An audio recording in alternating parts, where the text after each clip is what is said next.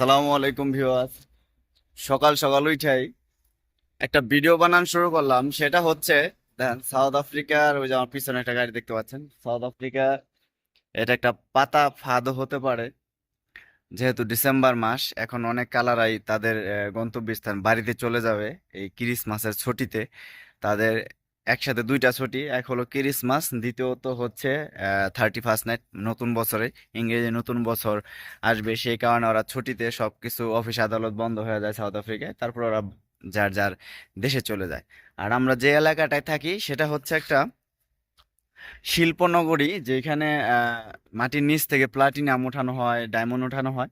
তো সেক্ষেত্রে এখানে বেশ কিছু দূরের লোকেশন থেকে লোকজন এসে চাকরি করে, কাজ করে। তার ফ্যামিলি নিয়েও আসে, কেউ একাও আসে। তো সেই ক্ষেত্রে এখান থেকে অনেকে চলে যাচ্ছে। আমি প্রথমেই বললাম যে এটা কারো পাতা ফাঁদ হতে পারে।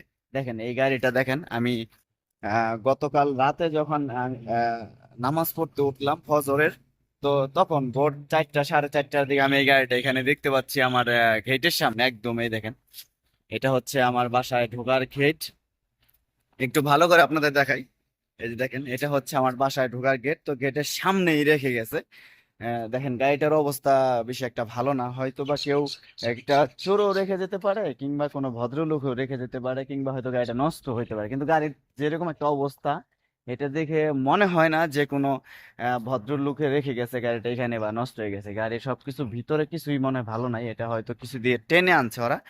আর হয়তো স্ক্র্যাপার হিসেবে বিক্রি করে ওই টাকাটা নিয়ে তারা দেশে চলে যাওয়ার একটা পরিকল্পনা করেছিল। তো সেক্ষেত্রে ওরা এটা রেখে গেছে।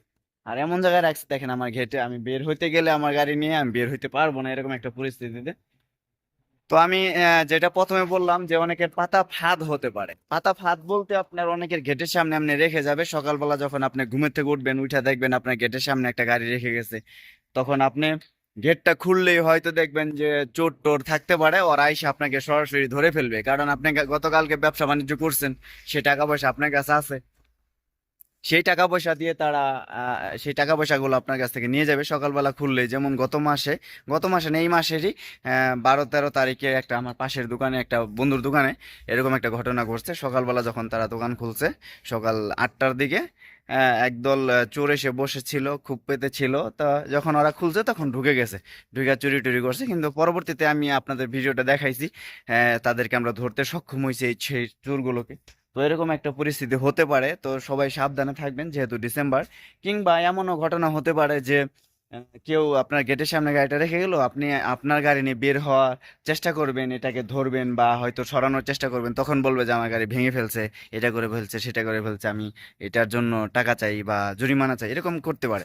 তো সেক্ষেত্রে আপনারা পুলিশকে ফোন দিতে পারেন, নিকটস্থ সিকিউরিটিকে কল দিতে পারেন, দিয়ে আপনি মানুষকে জানাতে পারেন, আইন শৃঙ্খলা বাহিনীকে জানাতে পারেন যে আপনাকে যেন এই বিপদ থেকে উদ্ধার করে বা এরকম একটা পরিস্থিতি থেকে আপনাকে সহযোগিতা করে তারা। তো আপনি কিছু করতে যাবেন না। এতটুকুই যে বলার ছিল। তো ধন্যবাদ সবাইকে, সবাই সতর্ক থাকবেন, যেহেতু ডিসেম্বর। আর বেশ করে যারা বিশেষ করে গাড়ি নিয়ে এখন রাস্তাঘাটে চলাফেরা করেন, অবশ্যই সাথে আপনার পারমিট কিংবা অ্যাসালম রাখার চেষ্টা করবেন।